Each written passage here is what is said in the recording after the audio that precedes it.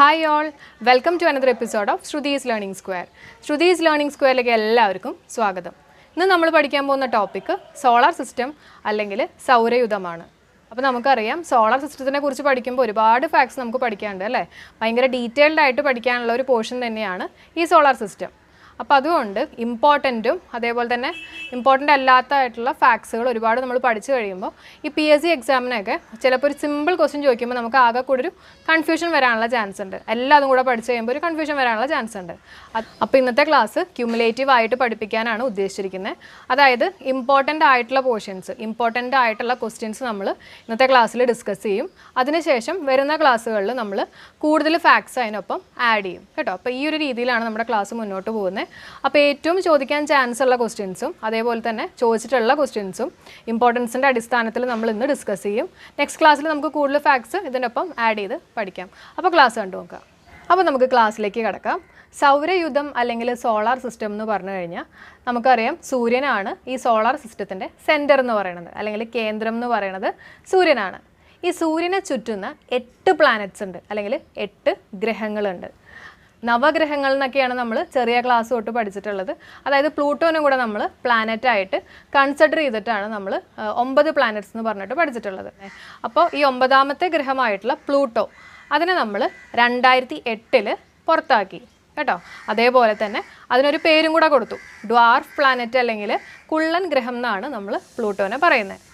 അപ്പോൾ സൂര്യനിൽ നിന്നുള്ള അകലം വെച്ചിട്ട് നമുക്ക് ഈ പ്ലാനറ്റ്സിനെ അല്ലെങ്കിൽ ഗ്രഹങ്ങളെ എങ്ങനെ കാറ്റഗറൈസ് ചെയ്യാന്നുള്ളത് നോക്കാം. സൂര്യൻ്റെ ഏറ്റവും അടുത്ത് കിടക്കുന്ന ഗ്രഹം എന്ന് പറയുന്നത് ബുധനാണ്. ബുധൻ കഴിഞ്ഞിട്ട് ശുക്രൻ, ശുക്രൻ കഴിഞ്ഞ് ഭൂമി, ഭൂമി കഴിഞ്ഞിട്ട് ചൊവ്വയാണ് കേട്ടോ. അപ്പോൾ ആദ്യത്തെ 4 പ്ലാനറ്റ്സ് ഏതൊക്കെയാണ്? ബുധൻ, ശുക്രൻ, ഭൂമി, അതേപോലെ തന്നെ ചൊവ്വ.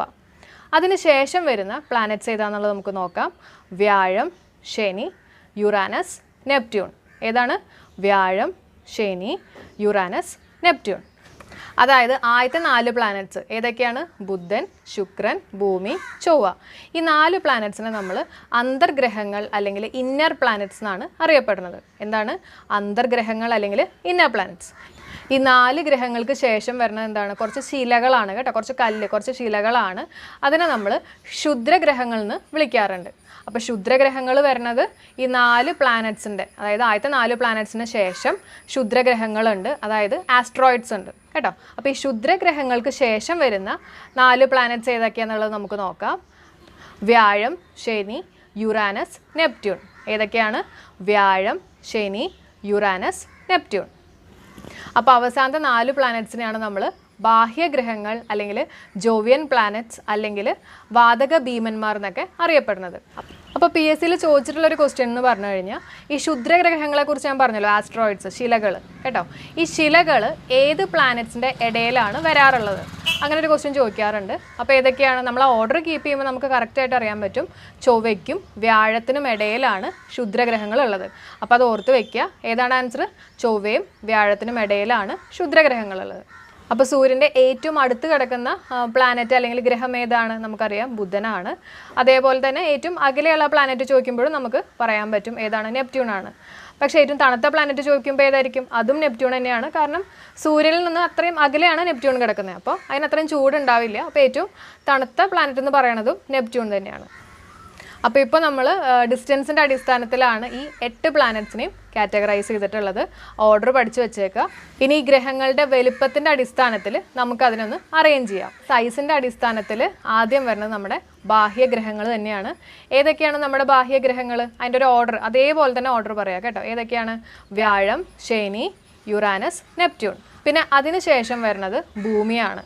നമ്മൾ 5ാമത്തെ പ്ലാനറ്റ് എന്ന് പറയുന്നത് സൈസിൻ്റെ അടിസ്ഥാനത്തിൽ 5ാമത്തെ പ്ലാനറ്റ് എന്ന് പറയുന്നത് ആരാണ്? ഭൂമിയാണ്. അപ്പോൾ ആദ്യത്തെ 4 പ്ലാനറ്റ്സ് നമ്മൾ ബാഹ്യഗ്രഹങ്ങൾ എഴുതി. പിന്നെ 5ാമത്തെന്ന് പറയുമ്പോൾ നമ്മൾ ഏത് ഗ്രഹത്തിലാണോ ജീവിക്കുന്നത് ആ ഗ്രഹം നമ്മളെടുത്ത് എഴുതി 5ാമത്തെ കേട്ടോ, ഭൂമി എഴുതി.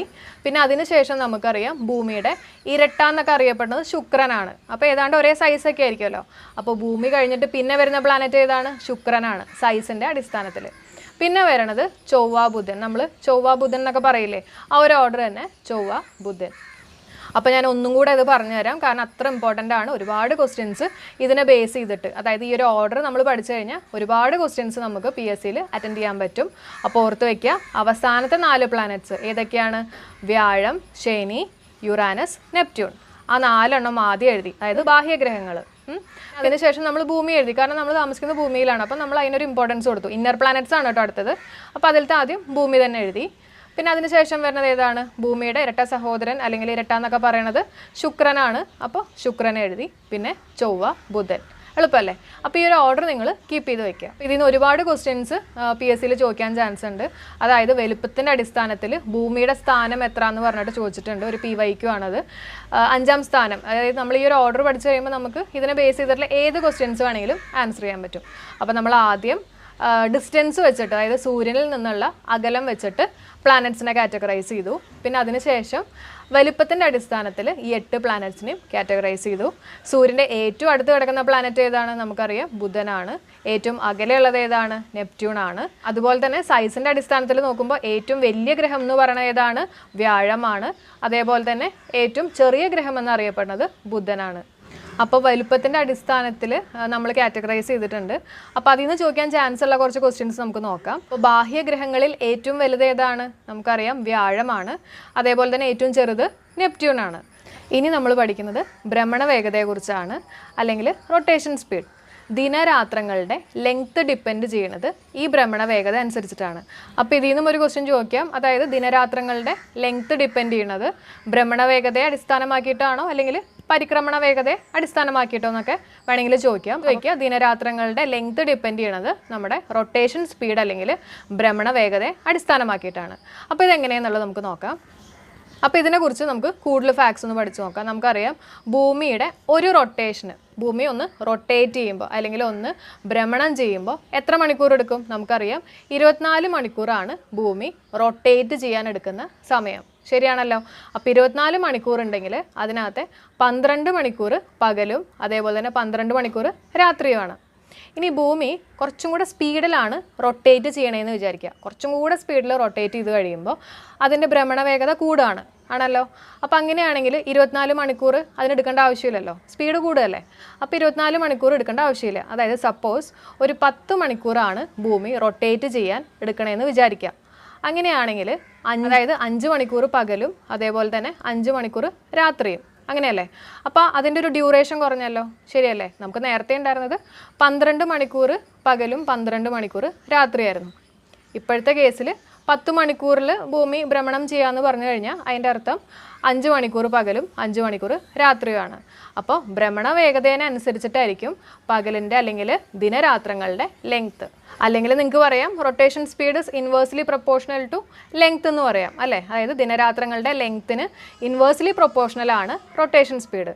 അതായത് റൊട്ടേഷൻ സ്പീഡ് അല്ലെങ്കിൽ ഭ്രമണ വേഗത കൂടുന്ന അനുസരിച്ചിട്ട് ദിനരാത്രങ്ങളുടെ ഡ്യൂറേഷൻ കുറയും കേട്ടോ. ഇൻവേഴ്സ്ലി പ്രൊപ്പോർഷണൽ ആണ്, അത് ഓർത്ത് വയ്ക്കുക. ഈ ഒരു പോർഷനിൽ നിന്ന് ചോദിക്കാൻ ചാൻസ് ഉള്ള ഒരു ക്വസ്റ്റ്യൻ എന്ന് പറഞ്ഞു കഴിഞ്ഞാൽ, ഭ്രമണ വേഗത ഏറ്റവും കൂടിയിട്ടുള്ള ഗ്രഹം ഏതാണെന്നുള്ളത് വേണമെങ്കിൽ ചോദിക്കാം. ആൻസർ വ്യാഴമാണ്. അങ്ങനെയാണെങ്കിൽ ദിനരാത്രം ഏറ്റവും കുറവുള്ള ഗ്രഹം ഏതാണ്? ദിനരാത്രങ്ങളുടെ ഡ്യൂറേഷൻ ഏറ്റവും കുറവുള്ള ഗ്രഹം ഏതാണ്? നമുക്കറിയാം, അതും വ്യാഴം തന്നെ.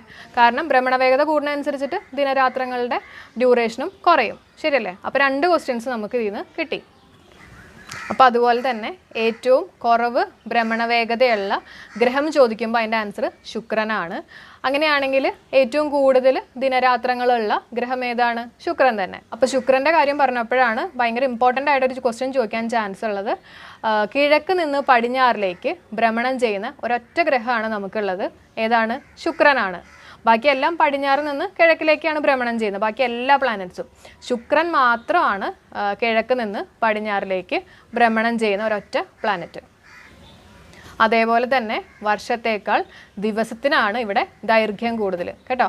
അപ്പോൾ എന്തുകൊണ്ടാണെന്ന് വെച്ചിട്ടുണ്ടെങ്കിൽ ശുക്രൻ്റെ പരിക്രമണ കാലം എന്ന് പറയുന്നത് 224 ഡേയ്സും അതേപോലെ തന്നെ ഭ്രമണകാലം എന്ന് പറയുന്നത് 243 ഡേയ്സുമാണ്. അതിൻ്റെ അർത്ഥം എന്താ? ഭ്രമണം ചെയ്യാനുള്ള സമയം കൂടുതലും അതേപോലെ തന്നെ പരിക്രമണ സമയം കുറവാണ്. അതായത് സൂര്യന് ചുറ്റും നീങ്ങാനെടുക്കുന്ന അല്ലെങ്കിൽ വലം വയ്ക്കാനെടുക്കുന്ന സമയം കുറവും അതേപോലെ തന്നെ ഭ്രമണം ചെയ്യാനുള്ള സമയം കൂടുതലുമാണ്. അപ്പോൾ അതുകൊണ്ട് തന്നെയാണ് വർഷത്തേക്കാൾ ദിവസത്തിന് കൂടുതൽ ദൈർഘ്യം എടുക്കുന്നത് ശുക്രൻ. അപ്പോൾ ഇത് നമുക്ക് ജസ്റ്റ് ഒന്ന് ഓർത്ത് വയ്ക്കാം. അതായത് നമ്മുടെ ശുക്രനെ നമ്മൾ ലൂസിഫർ എന്നാണ് പറയുന്നത് കേട്ടോ. ലൂസിഫർ എന്ന് പറയുമ്പോൾ നമുക്കറിയാം ഡെമൺ, ആ ഒരു രീതിയിലാണ് അതിൻ്റെ മീനിങ് വരുന്നത്. അപ്പോൾ ഡെമൺ എന്നൊക്കെ പറയുമ്പോൾ ജസ്റ്റ് റിവേഴ്സ് ആയിരിക്കും അല്ലേ. അതായത് സാധാരണ ഗ്രഹങ്ങൾ ചെയ്യണതിൻ്റെ ജസ്റ്റ് ഓപ്പോസിറ്റാണ് നമ്മുടെ ശുക്രൻ്റെ കേസിൽ വരുന്നത്. സാധാരണ ഗ്രഹങ്ങൾ പടിഞ്ഞാറ് നിന്ന് കിഴക്കിലേക്കാണ് ഭ്രമണം ചെയ്യുന്നത്. പക്ഷേ നമ്മുടെ ശുക്രൻ്റെ കേസിൽ നേരെ ഓപ്പോസിറ്റാണ്, കിഴക്ക് നിന്ന് പടിഞ്ഞാറിലേക്കാണ് ഭ്രമണം ചെയ്യണത്. അതേപോലെ തന്നെ വർഷത്തേക്കാൾ ദിവസത്തിന് അല്ലെങ്കിൽ ദിനരാത്രങ്ങൾക്ക് ദൈർഘ്യം കൂടുതൽ ശുക്രൻ്റെ കേസിലാണ്. അപ്പോൾ ഭ്രമണ വേഗത ഏറ്റവും കൂടുതലുള്ളത് വ്യാഴത്തിനാണ്. അതേപോലെ തന്നെ ദിനരാത്രങ്ങൾ ഏറ്റവും കുറവുള്ളതും വ്യാഴത്തിനാണ്. ഭ്രമണ വേഗത ഏറ്റവും കുറവുള്ളത് ശുക്രനാണ്, ദിനരാത്രങ്ങൾ ഏറ്റവും കൂടിയിട്ടുള്ളത് ശുക്രനാണ്. അതേപോലെ തന്നെ നേരത്തെ ഞാൻ പറഞ്ഞ പരിക്രമണ കാലത്തിൻ്റെ അളവും അതേപോലെ തന്നെ ഭ്രമണ കാലത്തിൻ്റെ അളവും നോട്ട് ചെയ്ത് വയ്ക്കുക. ഇതും PSCക്ക് ചോദിക്കാറുണ്ട്. ഒരു വർഷത്തിൻ്റെ ലെങ്ത്ത് ഡിപ്പെൻഡ് ചെയ്യണത് അല്ലെങ്കിൽ ദൈർഘ്യം ഡിപ്പെൻഡ് ചെയ്യണത് പരിക്രമണ വേഗത അനുസരിച്ചിട്ടാണ്, അല്ലെങ്കിൽ റെവല്യൂഷൻ സ്പീഡ്. റെവല്യൂഷൻ എല്ലാവർക്കും അറിയാലോ, സൂര്യന് ചുറ്റും കറങ്ങുന്നതിനെയാണ് നമ്മൾ റെവല്യൂഷൻ എന്ന് പറയുന്നത്. റൊട്ടേഷൻ എന്ന് പറഞ്ഞാൽ സ്വന്തമായിട്ടുള്ള ആക്സിസിൽ കറങ്ങുന്നതിനെയാണ് റൊട്ടേഷൻ എന്ന് പറയുന്നത്. അപ്പോൾ ഒരു വർഷത്തിൻ്റെ ലെങ്ത്ത് അല്ലെങ്കിൽ ദൈർഘ്യം എന്തിനെയാണ് ഡിപ്പെൻഡ് ചെയ്യണമെന്ന് ചോദിക്കുകയാണെങ്കിൽ ആൻസർ എന്താണ്? പരിക്രമണ വേഗത അല്ലെങ്കിൽ റെവല്യൂഷൻ സ്പീഡ്. അതേസമയം ദിനരാത്രങ്ങളുടെ ലെങ്ത്ത് എന്തിനാണ് ഡിപ്പെൻഡ് ചെയ്യുന്നത്? നമ്മൾ നേരത്തെ പഠിച്ചു, ഭ്രമണ വേഗത. അപ്പോൾ നമുക്കറിയാം ഒരു റെവല്യൂഷനകത്ത് 365 ഡേയ്സ് ആണ് എടുക്കാറുള്ളത്. അതായത് ഭൂമി സൂര്യന് ചുറ്റും വലം വയ്ക്കാൻ എടുക്കുന്നത് 365 ദിവസങ്ങളാണ്. ഇനി പരിക്രമണ വേഗത കൂടി എന്ന് വിചാരിക്കുക. എന്താണ് അതിൻ്റെ അർത്ഥം? അതായത് റെവല്യൂഷൻ സ്പീഡ് കൂടി, അതായത് ഭൂമി കുറച്ചും കൂടെ സ്പീഡിലാണ് സൂര്യന് ചുറ്റും കറങ്ങുന്നതെന്ന് വിചാരിക്കുക. അങ്ങനെയാണെങ്കിൽ 365 ദിവസം എടുക്കില്ലല്ലോ, സ്പീഡ് കൂടിയില്ലേ. അപ്പോൾ കുറച്ച് ദിവസം പോരെ. അതായത് ഇപ്പോൾ ഞാൻ 200 ദിവസമാണ് എടുക്കണതെന്ന് വിചാരിക്കുക. അങ്ങനെയാണെങ്കിൽ 365 എന്ന് പറയുന്നത് 200 മാറിയല്ലോ. അതായത് ലെങ്ത് ഓഫ് ദി ഇയർ കുറഞ്ഞു, ശരിയല്ലേ? അപ്പോൾ ഒരു വർഷത്തിൻ്റെ ലെങ്ത് ഡിപ്പെൻഡ് ചെയ്യണത് എന്തിനാണ്? പരിക്രമണ വേഗത അനുസരിച്ചിട്ടാണ്. റെവല്യൂഷൻ സ്പീഡ് അല്ലെങ്കിൽ പരിക്രമണ വേഗത inversely proportional to length of the year ആണ്. അപ്പോൾ ഭ്രമണ വേഗതയും അതേപോലെ തന്നെ പരിക്രമണ വേഗതയും തെറ്റാതെ നോക്കണം. Length of the day depend ചെയ്യണത് അല്ലെങ്കിൽ ദിനരാത്രങ്ങളുടെ ദൈർഘ്യം ഡിപ്പെൻഡ് ചെയ്യണത് ഭ്രമണ വേഗത അനുസരിച്ചിട്ടാണ് അല്ലെങ്കിൽ റൊട്ടേഷൻ സ്പീഡ് അനുസരിച്ചിട്ടാണ്. അതേപോലെ തന്നെ പരിക്രമണ വേഗത അവിടെ വരുന്നത് ആരാണ്? ദിനരാത്രങ്ങളല്ല, ഒരു വർഷത്തിൻ്റെ ദൈർഘ്യം ഡിപ്പെൻഡ് ചെയ്യണത് പരിക്രമണ വേഗത അനുസരിച്ചിട്ടാണ് അല്ലെങ്കിൽ റെവല്യൂഷൻ സ്പീഡ് അനുസരിച്ചിട്ടാണ്. അങ്ങനെയാണെങ്കിൽ റെവല്യൂഷൻ സ്പീഡ് അല്ലെങ്കിൽ പരിക്രമണ വേഗത ഏറ്റവും കൂടുതൽ ഏത് ഗ്രഹത്തിനായിരിക്കും? നമുക്കറിയാം ബുധനായിരിക്കും. അതെങ്ങനെ മനസ്സിലായി? എന്താ കാര്യം? ബുധനാണ് സൂര്യൻ്റെ ഏറ്റവും അടുത്ത് കിടക്കുന്ന ഗ്രഹം. അപ്പോൾ അത് മനസ്സിലാക്കാൻ വേണ്ടിയിട്ട് ഞാനൊരു ചെറിയ എക്സാമ്പിൾ പറയാം. ഇപ്പം ഞാനൊരു കല്ലെടുത്തു. ഈ കല്ല് ഒരു നൂലിൽ കെട്ടിയിട്ട് ഞാനിങ്ങനെ കറക്കുകയാണ്. ഓക്കെ, കറക്കണ സമയത്ത് ഏറ്റവും, അതായത് ആ നൂലിൻ്റെ ലെങ്ത്ത് ഏറ്റവും കുറവാകുമ്പോഴായിരിക്കും ആ കല്ല് ഏറ്റവും സ്പീഡിൽ കറങ്ങുന്നത്, ശരിയല്ലേ? ആ ലെങ്ത്ത്, ആ നൂലിൻ്റെ ലെങ്ത്ത് ഏറ്റവും കുറവാകുമ്പോഴായിരിക്കും ആ കല്ല് ഏറ്റവും സ്പീഡിൽ കറങ്ങുന്നത്. അപ്പോൾ അതേപോലെ തന്നെ ലെങ്ത്ത് ഞാൻ കൂട്ടി, ലെങ്ത്ത് കൂട്ടണ അനുസരിച്ചിട്ട് കറക്കുമ്പോൾ അത്ര സ്പീഡ് ഉണ്ടാവില്ലല്ലോ. ആ ഒരു പ്രിൻസിപ്പിൾ തന്നെയാണ് ഇവിടെ നമ്മൾ എടുക്കുന്നത്. അതായത് സൂര്യൻ സെൻറ്ററാണ്. ഓക്കെ, സൂര്യൻ സെൻറ്ററാണ്, സൂര്യൻ്റെ അടുത്താണ് ബുധൻ കിടക്കുന്നത്. അപ്പോൾ ഇത്ര ഡിസ്റ്റൻസേ വരുന്നുള്ളൂ. മനസ്സിലാവുണ്ടോ? നമ്മുടെ നൂലിൻ്റെ ലെങ്ത്ത് ഇത്രയേ ഉള്ളൂ. അതായത് ബുധൻ അടുത്തായതുകൊണ്ട് അത്ര ലെങ്ത്ത് നൂല് നമുക്ക് മതി എന്ന് വിചാരിക്കുക. അപ്പം ബുധനായിരിക്കും ഏറ്റവും കൂടുതൽ റെവല്യൂഷൻ സ്പീഡ് എടുക്കുന്നത്. ഏറ്റവും കൂടുതൽ റെവല്യൂഷൻ സ്പീഡ് ബുധനാണെങ്കിൽ വർഷത്തിൻ്റെ ലെങ്ത്ത് വെച്ച് നോക്കുമ്പോൾ ഏറ്റവും കുറവ് ഏത് ഗ്രഹത്തിനായിരിക്കും? അതും ബുധൻ തന്നെ. തൊട്ട് മുമ്പ് ഞാൻ പറഞ്ഞ പ്രിൻസിപ്പിൾ തന്നെയാണ് ഇതിൻ്റെ ആൻസർ. ഇനി ഫോഴ്സ് ഓഫ് അട്രാക്ഷൻ ഏറ്റവും കൂടുതലുള്ള ഗ്രഹം ഏതാണെന്ന് വേണമെങ്കിൽ ചോദിക്കാം. എന്താണ് ആൻസർ? വ്യാഴമാണ്. എന്താണെന്ന് വെച്ചിട്ടുണ്ടെങ്കിൽ നിങ്ങൾ ജസ്റ്റ് ഇങ്ങനെ ഒന്ന് ആലോചിക്കുക. വ്യാഴത്തിനാണല്ലോ ഏറ്റവും കൂടുതൽ സൈസ്. അപ്പോൾ ഗ്രാവിറ്റേഷണൽ ഫോഴ്സ് എന്ന് പറയുന്നത് ഈ സൈസിനെ ഡിപ്പെൻഡ് ചെയ്യുന്ന ഒന്നാണ്. അപ്പോൾ ഏറ്റവും സൈസ് കൂടിയത് വ്യാഴമാണ്. അപ്പോൾ ഗ്രാവിറ്റേഷണൽ ഫോഴ്സ് ഏറ്റവും കൂടുതലുള്ളത് വ്യാഴത്തിനാണ്. ഇനി നമ്മൾ പഠിക്കുന്നത് പലായന പ്രവേഗം അല്ലെങ്കിൽ എസ്കേപ്പ് വെലോസിറ്റി ആണ്. ഭയങ്കര ഇമ്പോർട്ടൻ്റ് ആണ്, ശ്രദ്ധിച്ച് കേൾക്കുക. സപ്പോസ് ഭൂമിയിൽ ഏതെങ്കിലും ഒരു വസ്തു വന്ന് പെട്ടുപോയെന്ന് വിചാരിക്കുക നമ്മുടെ ഭൂമിയിൽ. അപ്പോൾ നമുക്കറിയാം ഭൂമിയിൽ ഗ്രാവിറ്റേഷണൽ ഫോഴ്സ് ഉണ്ടെന്ന് അറിയാലോ. അപ്പോൾ ഈ ഗ്രാവിറ്റേഷണൽ ഫോഴ്സ് മറികടന്നാൽ മാത്രമേ നമ്മുടെ ഭൂമിയിൽ നിന്ന് ഈ ഒരു വസ്തുവിന് എസ്കേപ്പ് ചെയ്യാൻ പറ്റുള്ളൂ കേട്ടോ. അപ്പോൾ ഈ വസ്തുവിന് ഭൂമിയിൽ നിന്ന് എസ്കേപ്പ് ചെയ്യാൻ വേണ്ട മിനിമം വെലോസിറ്റി മനസ്സിലാവുന്നുണ്ടോ? അതായത് ഭൂമിയുടെ ഗ്രാവിറ്റേഷണൽ ഫോഴ്സ് ഓവർകം ചെയ്തിട്ട് ഒരു വസ്തുവിന് തിരിച്ചു പോകണമെങ്കിൽ എത്ര വെലോസിറ്റി ആ വസ്തുവിന് കൊടുക്കണം എന്നുള്ളതാണ് അതിൻ്റെ എസ്കേപ്പ് വെലോസിറ്റി അല്ലെങ്കിൽ പലായന പ്രവേഗം എന്ന് പറയുന്നത്. ആണെങ്കിൽ പലായന പ്രവേഗം എന്തിനൊക്കെയാണ് ഡിപ്പെൻഡ് ചെയ്യുന്നത്? ഗ്രാവിറ്റേഷണൽ ഫോഴ്സിനെ ഡിപ്പെൻഡ് ചെയ്യും. ഗ്രാവിറ്റേഷണൽ ഫോഴ്സ് നമുക്കറിയാം സൈസിനെയും ഡിപ്പെൻഡ് ചെയ്യും. അപ്പോൾ ഈ രണ്ടെണ്ണത്തിനെയും പലായന പ്രവേഗം ഡിപ്പെൻഡ് ചെയ്യും. എർത്തിൻ്റെ എസ്കേപ്പ് വെലോസിറ്റി അല്ലെങ്കിൽ പലായന പ്രവേഗം എന്ന് പറയുന്നത് 11.2 km/s ആണ്. അതായത് ഇത്രയും 11.2 km/s സ്പീഡ് കൊടുത്താൽ മാത്രമേ എർത്തിൻ്റെ ഗ്രാവിറ്റേഷണൽ ഫോഴ്സിനെ ഓവർകം ചെയ്തിട്ട് ഒരു വസ്തുവിന് വേറൊരു സ്ഥലത്തേക്ക് പോകാൻ പറ്റുള്ളൂ. അങ്ങനെയാണെങ്കിൽ എസ്കേപ്പ് വെലോസിറ്റി ഏറ്റവും കുറവ് ഏതിനായിരിക്കും, ഏത് ഗ്രഹത്തിനായിരിക്കും? നമുക്കറിയാം എസ്കേപ്പ് വെലോസിറ്റി എന്തിനൊക്കെ ഡിപ്പെൻഡ് ചെയ്യുന്നത്? മാസിനെ ഡിപ്പെൻഡ് ചെയ്യുമെന്ന് ഞാൻ പറഞ്ഞല്ലോ. കാരണം ഗ്രാവിറ്റേഷണൽ ഫോഴ്സിനെ ഡിപ്പെൻഡ് ചെയ്യും, ഗ്രാവിറ്റേഷണൽ ഫോഴ്സ് മാസിനെ ഡിപ്പെൻഡ് ചെയ്യും. അപ്പോൾ എസ്കേപ്പ് വെലോസിറ്റി മാസിനെ അല്ലെങ്കിൽ സൈസിനെ ഡിപ്പെൻഡ് ചെയ്യും. അപ്പോൾ ഏറ്റവും കുറവ് സൈസ് ഉള്ളത് ഏതാണ്? ബുധനല്ലേ. അപ്പോൾ ഏറ്റവും കുറവ് എസ്കേപ്പ് വെലോസിറ്റി ഉള്ളത് ഏത് ഗ്രഹത്തിനാണ്? ബുധൻ. ഏറ്റവും കൂടുതൽ ഗ്രാവിറ്റേഷണൽ ഫോഴ്സ് ഉള്ളത് വ്യാഴത്തിനാണ്. കാരണം അതിൻ്റെ സൈസ്, ഏറ്റവും കൂടുതൽ സൈസ് ഉള്ളത് വ്യാഴത്തിനാണ്. അപ്പോൾ ഏറ്റവും കൂടുതൽ ഗ്രാവിറ്റേഷണൽ ഫോഴ്സ് ഉള്ളത് വ്യാഴത്തിനാണ്. ഏറ്റവും കൂടുതൽ എസ്കേപ്പ് വെലോസിറ്റി ഉള്ളതും വ്യാഴത്തിനാണ്. അപ്പോൾ ഇങ്ങനെ നമുക്ക് ക്വസ്റ്റ്യൻസ് കണക്ട് ചെയ്ത് പഠിക്കാം കേട്ടോ. അപ്പോൾ ഒരു 6 ക്വസ്റ്റ്യൻസോളം നമ്മളിപ്പോൾ പഠിച്ചു. ഏതൊക്കെയാണ്? ഏറ്റവും കുറവ് സൈസ് ഉള്ളത് ബുധനാണ്. അപ്പോൾ അതേപോലെ തന്നെ ഏറ്റവും കുറവ് ഗ്രാവിറ്റേഷണൽ ഫോഴ്സ് ഉള്ളതും ആർക്കാണ്? ബുധന് തന്നെയാണ്. അതേപോലെ തന്നെ എസ്കേപ്പ് വെലോസിറ്റി അല്ലെങ്കിൽ പലായന പ്രവേഗം ഏറ്റവും കുറവുള്ളത് ബുധന് തന്നെയാണ്. അപ്പോൾ ഇങ്ങനെ നമ്മളൊരു 6 ക്വസ്റ്റ്യൻസ് ഇങ്ങനെ പഠിച്ചു. അപ്പോൾ നിങ്ങൾ പഠിക്കുമ്പോൾ ഇങ്ങനെ ഒന്ന് കണക്ട് ചെയ്ത് പഠിച്ചു കഴിയുമ്പോഴേക്കും നമുക്ക് കുറച്ചും കൂടെ എളുപ്പമായിട്ട് തോന്നും. ഇനി സൂര്യൻ്റെ എസ്കേപ്പ് വെലോസിറ്റി എന്ന് പറയുന്നത് 618 km/s ആണ്. അത്രയും വെലോസിറ്റി കൊടുത്തു കഴിഞ്ഞാൽ മാത്രമേ സൂര്യൻ്റെ ആ ഒരു ഫോഴ്സിൽ നിന്ന് ഒരു ഒബ്ജക്റ്റിന് എസ്കേപ്പ് ചെയ്യാൻ പറ്റുള്ളൂ. അതുപോലെ തന്നെ മൂണിൻ്റെ എസ്കേപ്പ് വെലോസിറ്റി എന്ന് പറയുന്നത് 2.4 km/s ആണ്. എർത്തിനേക്കാളൊക്കെ കുറവാണ്. അപ്പോൾ അത്രയും വെലോസിറ്റി കൊടുത്തു കഴിഞ്ഞാൽ മൂണിൻ്റെ ആ ഒരു ഫോഴ്സിൽ നിന്ന് ഒരു ഒബ്ജക്റ്റിന് എസ്കേപ്പ് ചെയ്ത് പോകാൻ പറ്റും.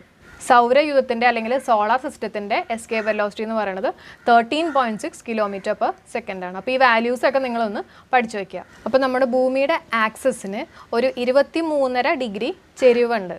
അപ്പോൾ അതേപോലെ തന്നെ യുറാനസ് എന്ന് പറഞ്ഞുള്ള ഗ്രഹത്തിനും ഒരു ചെരിവുണ്ട്. അത് 98 ഡിഗ്രിയാണ്. അപ്പോൾ 98 എന്ന് പറയുമ്പോൾ ഇത്രയും 90 ആണെങ്കിൽ 98 കുറച്ചും കൂടെ ഒരു ചെരിവുണ്ടാവും അല്ലേ. അപ്പോൾ ശരിക്കും ഈ ഒരു ഗ്രഹം അത്രയും ചെരിഞ്ഞ് നീങ്ങുമ്പോൾ അത് ഉരുണ്ടു പോകുന്ന പോലെ കേട്ടോ, ഉരുളുന്ന പോലെ അല്ലെങ്കിൽ കിടക്കുന്ന പോലെയൊക്കെ നമുക്ക് തോന്നും. അതുകൊണ്ട് തന്നെ യുറാനസിനെ നമ്മൾ കിടക്കുന്ന ഗ്രഹം അല്ലെങ്കിൽ ഉരുളുന്ന ഗ്രഹം എന്നൊക്കെ വിളിക്കാറുണ്ട്. ആകാശപിതാവ് എന്നറിയപ്പെടുന്ന ഗ്രഹവും യുറാനസ് തന്നെയാണ്. അതേപോലെ തന്നെ പച്ച നിറം എന്നറിയപ്പെടുന്ന ഗ്രഹവും യുറാനസ് തന്നെ. അപ്പോൾ ഇതിനെ കണക്ട് ചെയ്യാൻ വേണ്ടിയിട്ട് നമുക്ക് ജസ്റ്റ് ഒന്ന് പഠിക്കാം. ആകാശപിതാവ് കിടന്ന് ഉരുണ്ട് പച്ച നിറമായി കേട്ടോ. ആകാശപിതാവ് കിടന്ന് ഉരുണ്ട് പച്ച നിറമായി. അതായത് യുറാനസ് എന്ന് പറയണത് 98 ഡിഗ്രി ചെരിവുള്ളത് കൊണ്ട് അത് ഉരുളുന്ന ഗ്രഹം, അതേപോലെ തന്നെ കിടക്കുന്ന ഗ്രഹം, പിന്നെ പച്ച നിറമുള്ള ഗ്രഹം, പിന്നെ ആകാശപിതാവ് എന്ന പേരിലൊക്കെ അറിയപ്പെടുന്നുണ്ട്. അപ്പോൾ ഇതിനെ ബേസ് ചെയ്തിട്ട് എങ്ങനെ വേണമെങ്കിലും ക്വസ്റ്റ്യൻസ് ചോദിക്കാം. നിങ്ങൾ ഇതൊക്കെ ഒന്ന് ഓർത്ത് വയ്ക്കാം. ഇനി ഏറ്റവും തിളക്കമുള്ള ഗ്രഹം ഏതാണെന്നുള്ളത് ആർക്കെങ്കിലും ഗസ് ചെയ്യാൻ പറ്റുമോ? തിളക്കമുള്ള ഗ്രഹം ബുധനാണെന്ന് വിചാരിക്കും, പക്ഷെ ബുധനല്ല. ആൻസർ ശുക്രനാണ്. എന്താ കാര്യം എന്ന് വെച്ചിട്ടുണ്ടെങ്കിൽ ഇപ്പോൾ ശുക്രൻ്റെ അറ്റ്മോസ്ഫിയറിൽ കാർബൺ ഡൈ ഓക്സൈഡ് ഉണ്ട്. ഈ കാർബൺ ഡൈ ഓക്സൈഡ് ഉള്ളത് കൊണ്ട് ഗ്രീൻ ഹൗസ് എഫക്റ്റിന് കാരണമാകുന്നു. ഇനി അപ്പോൾ ഈ ഗ്രീൻ ഹൗസ് എഫക്റ്റ് എന്താണെന്നുള്ളത് ഞാൻ ജസ്റ്റ് ഒന്ന് പറഞ്ഞുതരാം. സപ്പോസ് നമ്മളൊരു കാറിനകത്ത് ഇരിക്കുകയാണ്. അപ്പം സൂര്യനിൽ നിന്ന് വരുന്ന രശ്മികളുടെ വേവ് ലെങ്ത്ത് കേട്ടോ, വേവ് ലെങ്ത്ത് കുറവായിരിക്കും. അപ്പോൾ ഈ നമ്മുടെ കാറിൻ്റെ ചില്ലി കൂടെ പാസ് ചെയ്ത് കഴിയുമ്പോഴേക്കും ഇതിൻ്റെ വേവ് ലെങ്ത്ത് കുറവാണ്, നമ്മുടെ കാറിനകത്തോട്ട് എത്തി. പിന്നെ കാറിനകത്ത് എത്തിയതിന് ശേഷം അത് റീറേഡിയേറ്റ് ചെയ്ത് കഴിയുമ്പോൾ അതിൻ്റെ വേവ് ലെങ്ത്ത് കുറച്ചും കൂടെ വലുതാവും. അതായത് സൂര്യനിൽ നിന്ന് വന്ന സമയത്ത് വേവ് ലെങ്ത്ത് കുറവായിരുന്നു, പിന്നെ റീറേഡിയേറ്റ് ചെയ്തതിന് ശേഷം അതിൻ്റെ വേവ് ലെങ്ത്ത് കുറച്ചും കൂടെ കൂടി. അപ്പോൾ അതിന് ആ ചില്ലി കൂടെ പുറത്തേക്ക് പോകാൻ പറ്റാത്തൊരവസ്ഥ വരും കേട്ടോ. അപ്പം കാരണം അതിന് വേവ് ലെങ്ത്ത് കൂടിയല്ലോ, അപ്പോൾ അതിന് ചില്ലി കൂടെ പുറത്ത് പോകാൻ പറ്റാത്തൊരു അവസ്ഥ വരും. അങ്ങനെ ആ ഒരു ഹീറ്റ്, സൂര്യനിൽ നിന്ന് വരുന്ന രശ്മികൾ ചൂടാണല്ലോ, അപ്പോൾ ആ ഒരു ഹീറ്റ് ബിൽഡ് ചെയ്തിട്ട് നമ്മുടെ കാറിനകത്ത് ചൂട് കൂടി വരും. ഇതാണ് ശരിക്കും ഗ്രീൻ ഹൗസ് എഫക്റ്റിൽ സംഭവിക്കുന്നത്. അപ്പോൾ ശുക്രൻ്റെ കേസിൽ എന്താ പറ്റണമെന്ന് വെച്ചിട്ടുണ്ടെങ്കിൽ ഞാൻ പറഞ്ഞില്ലേ, നമ്മുടെ കാറിൻ്റെ അകത്ത് ഗ്ലാസ് അല്ലെങ്കിൽ ആ ചില്ലുള്ളത് കൊണ്ടാണല്ലോ ആ ഷോർട്ട് വേവ് ലെങ്ത്ത് പാസ് ചെയ്തിട്ട് ലോങ്ങർ വേവ് ലെങ്ത്തിന് പാസ് ചെയ്ത് പോകാൻ പറ്റാത്തൊരു അവസ്ഥ വന്നത്. അതേപോലെ തന്നെ നമ്മുടെ അറ്റ്മോസ്ഫിയറിൻ്റെ കേസ് എടുക്കുന്ന സമയത്ത് ഈ അറ്റ്മോസ്ഫിയർ ആണ് ഇവിടുത്തെ ചില്ലായിട്ട് ആക്ട് ചെയ്യുന്നത്. അതേപോലെ തന്നെ ശുക്രൻ്റെ കേസിൽ ശുക്രൻ്റെ അറ്റ്മോസ്ഫിയറിൽ ഏറ്റവും കൂടുതലുള്ള വാതകം കാർബൺ ഡൈ ഓക്സൈഡ് ആണ്. അപ്പോൾ കാർബൺ ഡൈ ഓക്സൈഡ് കൂടുതലുണ്ടെങ്കിൽ അവിടെ ഗ്രീൻ ഹൗസ് എഫക്റ്റ് ഉണ്ടാവുമല്ലോ. അപ്പം ഈ അറ്റ്മോസ്ഫിയർ എന്ന് പറയുന്നത് നേരത്തെ ഞാൻ പറഞ്ഞ നമ്മുടെ കാറിൻ്റെ ചില്ല് കാരണമാണല്ലോ ആ ഹീറ്റിനെ തിരിച്ചങ്ങോട്ട് റീറേഡിയേറ്റ് ചെയ്തിട്ട് എസ്കേപ്പ് ചെയ്യാൻ പറ്റാത്തൊരവസ്ഥ വന്നത്. അതേപോലെ തന്നെ ഇവിടുത്തെ അറ്റ്മോസ്ഫിയർ കാരണം കൂടുതൽ ഹീറ്റ് നമ്മുടെ ശുക്രനകത്ത് ബിൽഡ് ചെയ്യാൻ തുടങ്ങും കേട്ടോ. അതുകൊണ്ട് തന്നെ ശുക്രനെ നമ്മൾ തിളങ്ങുന്ന പ്ലാനറ്റ് എന്ന് പറയുന്നത് ശുക്രനാണ്, ബുധനല്ല. അപ്പോൾ ഏറ്റവും അടുത്ത് കിടക്കുന്ന പ്ലാനറ്റ് അല്ല തിളങ്ങുന്ന പ്ലാനറ്റ്, തെറ്റിക്കരുത്, ശുക്രനാണ്. കാരണം ശുക്രൻ അറ്റ്മോസ്ഫിയറിൽ ഏറ്റവും കൂടുതലുള്ള വാതകം കാർബൺ ഡൈ ഓക്സൈഡ് ആയതുകൊണ്ട് ഗ്രീൻ ഹൗസ് എഫക്റ്റ് ഉണ്ടാവും. അതുകൊണ്ട് തന്നെ ടെമ്പറേച്ചർ അവിടെ ബിൽഡ് ചെയ്യും. തിളങ്ങുന്ന പ്ലാനറ്റ് അല്ലെങ്കിൽ ഭൂമിയുടെ ഇരട്ട അല്ലെങ്കിൽ അരുമ എന്നൊക്കെ അറിയപ്പെടുന്നത് ഏത് പ്ലാനറ്റാണ്, ഏത് ഗ്രഹമാണ്? ശുക്രനാണ്. അതേപോലെ തന്നെ ഗ്രഹങ്ങളെ എങ്ങനെ വിശേഷിപ്പിക്കുക എന്നുള്ളത് നമുക്ക് നോക്കാം. ചുവന്ന ഗ്രഹം അല്ലെങ്കിൽ തുരുമ്പിച്ച ഗ്രഹം എന്നറിയപ്പെടുന്നത് ചൊവ്വയാണ്. ഏതാണ്? ചൊവ്വ. തുരുമ്പിച്ച ഗ്രഹം അല്ലെങ്കിൽ ചുവന്ന ഗ്രഹം എന്നറിയപ്പെടുന്നത് ചൊവ്വയാണ്. അപ്പോൾ ചുവന്നത് അതേപോലെ തന്നെ ചൊവ്വ രണ്ടും ചായല്ലേ. അപ്പോൾ ചുവന്ന ഗ്രഹം അല്ലെങ്കിൽ തുരുമ്പിച്ച ഗ്രഹം എന്നറിയപ്പെടുന്നത് ചൊവ്വയാണ്. നീലഗ്രഹം നമുക്കറിയാലോ, നമ്മുടെ ഭൂമി തന്നെയാണ് നീലഗ്രഹം. കാരണം ഭൂമിയിൽ ഏറ്റവും കൂടുതലുള്ളത് കടലാണ്. അതുകൊണ്ട് തന്നെ നീലഗ്രഹം എന്നറിയപ്പെടുന്നത് ഭൂമിയാണ്. പ്രദോഷഗ്രഹം, അതേപോലെ തന്നെ പ്രഭാത നക്ഷത്രം, സൂര്യൻ്റെ അരുമ, അതേപോലെ തന്നെ തിളക്കമുള്ള ഗ്രഹം, ഇതൊക്കെ അറിയപ്പെടുന്നത് ശുക്രനാണ്. അപ്പോൾ ഓരോന്നിൻ്റെയും റീസൺസ് ഞാൻ തൊട്ട് മുമ്പ് പറഞ്ഞു തന്നിട്ടുണ്ടായിരുന്നു. അപ്പോൾ അങ്ങനെ പഠിച്ച് ആൻസർ ചെയ്യാൻ ശ്രമിക്കുക. അപ്പോൾ നമുക്ക് എക്സാമിന് ഇരിക്കുമ്പോൾ തെറ്റില്ല, ഒരു കൺഫ്യൂഷൻ വരില്ല കേട്ടോ. അതേപോലെ തന്നെ ആകാശപിതാവ്, ഉരുളുന്ന ഗ്രഹം, കിടക്കുന്ന ഗ്രഹം, പച്ച നിറമുള്ള ഗ്രഹം, ഇതിൻ്റെയൊക്കെ ആൻസർ എന്താണ്?